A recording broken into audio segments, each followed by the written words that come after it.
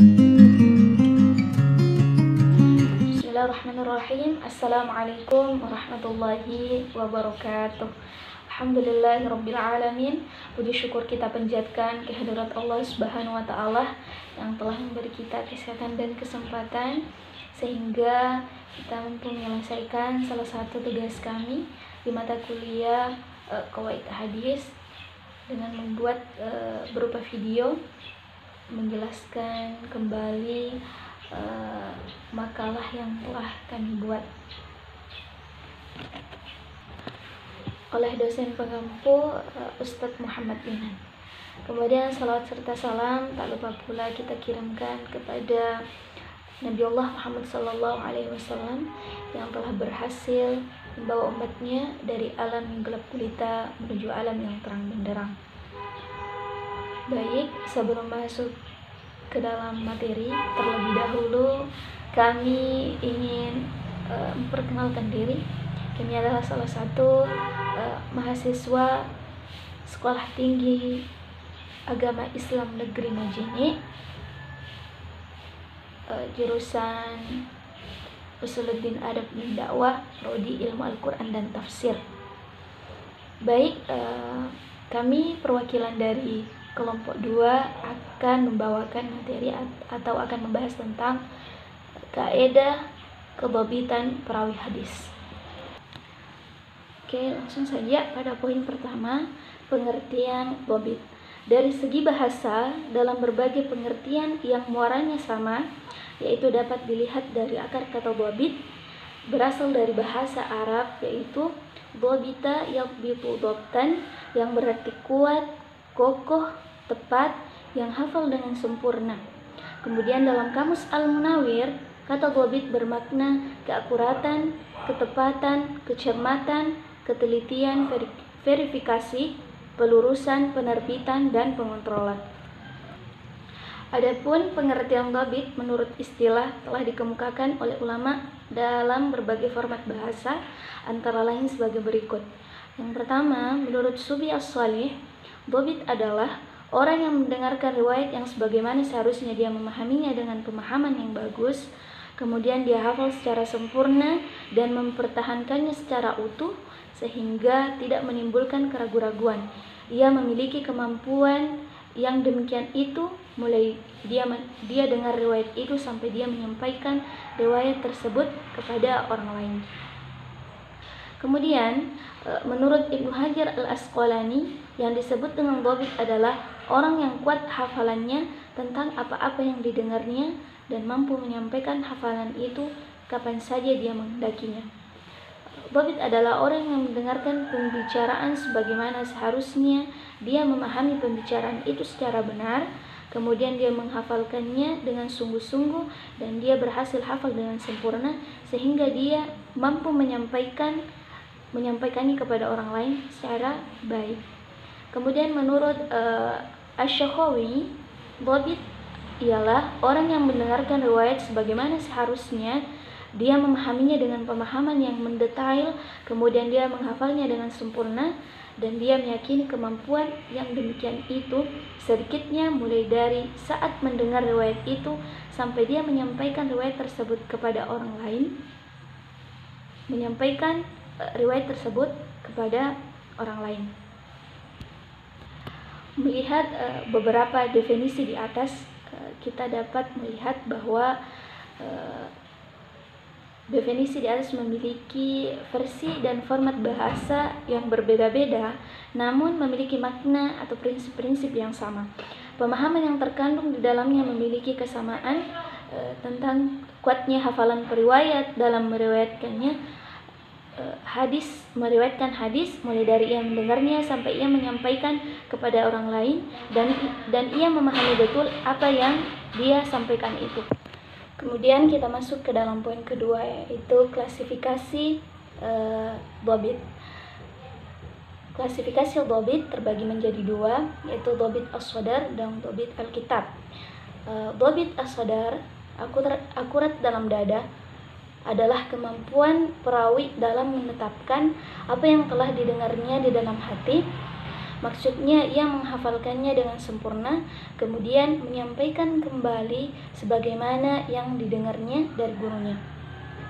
Antonim dari kedobitan adalah sayyi'u al-hifz, memiliki hafalan yang buruk, perawi yang tidak dapat dikuatkan hafalannya atas keburukan hafalannya. Kemudian sayyi'u al-hifz ini terbagi lagi menjadi dua. Yang pertama su'u al-hifz, muncul sejak lahir dan masih ada padanya dan menjadikan riwayatnya ditolak. Menurut pendapat sebagian ahli hadis, khabar yang dibawanya dinamakan syadz. Kemudian yang kedua, sesuatu yang menimpa perawi seiring perjalanan waktu, baik karena lanjut usianya atau karena hilang penglihatannya, buta, atau karena kitab-kitabnya terbakar. Yang demikian ini dinamakan al-mukhtalit, yang rusak akalnya, pikirannya, atau hafalannya. Kemudian klasifikasi dhabit yang kedua itu adalah dhabit al-kitab, adalah seorang periwayat yang terpelihara bukunya dari kesalahan, menjadi tempat mencatat hadis atau khabar yang telah didengarnya dari salah seorang atau beberapa gurunya dengan dikoreksikan dengan kitab asli dari guru yang ia dengarkan hadisnya, atau diperbandingkan dengan kitab-kitab yang terpercaya kesahihannya, dan ia memelihara bukunya dari tangan-tangan orang yang hendak merusak hadis-hadis di dalam kitab-kitab lainnya. Ada pula yang berpendapat bahwa dhabit jenis ini dinamakan dhabit fi as-sutur, tapi maksud yang ditampilkan relevan maknanya dengan pendapat yang lainnya, yaitu tulisan hadisnya sejak mendengar dari gurunya terpelihara dari perbuatan, terpelihara dari perubahan, pergantian, dan kekurangan.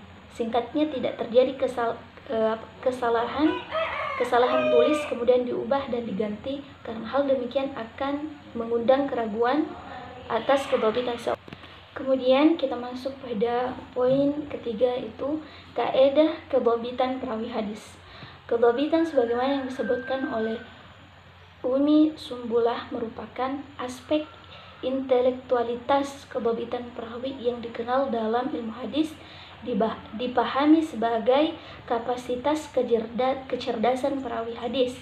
Aspek tersebut merupakan salah satu dari sekian persyaratan asasi yang harus ada pada seorang perawi hadis untuk bisa diterima riwayat yang disampaikan. Kemudian seorang perawi layak disebut dhabit apabila memiliki sifat-sifat sebagai berikut.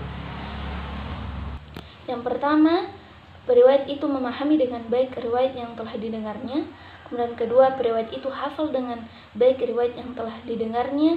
Kemudian terakhir, periwayat mampu menyampaikan riwayat yang telah dihafalnya itu dengan baik. Kemudian adapun cara penetapan kedhabitan seorang periwayat menurut pendapat Subi As-Shalih adalah sebagai berikut.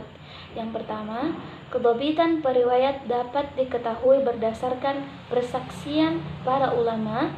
Dalam hal ini, peneliti harus menelusurinya pada kitab-kitab yang menjelaskan kedhabitan periwayat, seperti kitab Tahzibut Tahzib. Kemudian, kedhabitan periwayat dapat diketahui juga berdasarkan kesesuaian riwayatnya dengan riwayat yang disampaikan oleh periwayat lain yang telah dikenal kedhabitannya. Tingkat kesesuaiannya mungkin hanya sampai ke tingkat makna atau mungkin ke tingkat harfiah. Hal ini dapat dilakukan dengan mencari hadis lain dengan riwayat yang sihah yang berkaitan dengan hadis yang bersangkutan dan kemudian membandingkan kesesuaian teks hadisnya. Kemudian poin ketiga, apabila seorang periwayat sekali-kali mengalami kekeliruan, maka dia masih dapat dinyatakan sebagai periwayat yang dhabit. Tetapi apabila kesalahan itu sering terjadi, maka periwayat yang bersangkutan tidak lagi. Kemudian dalam bukunya Ahmad Umar Hashim yang berjudul Qawaid Usul Al-Hadis menjelaskan bahwa ada 6 hal yang menyebabkan kecacatan rawi yang diakibatkan oleh hilangnya syarat dhabit. Hal tersebut adalah sebagai berikut. Pertama, fasi al-ghalat, banyak atau sering salah. Perawi yang memiliki sifat ini menurut Ibnu Hajar Al-Asqalani hadisnya mungkar atau matruk. Kemudian fasi al-ghaflah, sering lupa. Jika seorang perawi keadaannya seperti ini, maka hadis-hadis yang diriwayatkannya tergolong hadis mungkar atau matruk. Kemudian su'u al-hifzi, orang yang tidak ditajrih, dikuatkan sisi ketepatan hafalannya atau sisi kesalahan hafalannya. Kemudian keempat, al-ikhtilat, yaitu rusaknya akal dan tidak teraturnya perkataan dan perbuatan disebabkan oleh hal-hal yang al-tariyah, apakah karena usia, hilangnya penglihatan, hilangnya buku catatan hadis, atau sebab lain sehingga hafalannya menjadi buruk, padahal sebelumnya ia dhabit. Maka semua perawi yang masuk dalam golongan ini jatuh dari derajat sahih dan hasan, namun dapat naik ke tingkat hasan jika ada syahid atau tabi. Kemudian yang kelima, al-waham, jika didapatkan melalui korinah-korinah dan pengumpulan jalur-jalur, maka hadisnya mu'allal. Baik, itu tadi pemaparan yang bisa kami sampaikan. Mudah-mudahan ada manfaatnya. Lebih dan kurangnya mohon dimaafkan. Wabillahi taufiq wal hidayah. Assalamualaikum warahmatullahi wabarakatuh.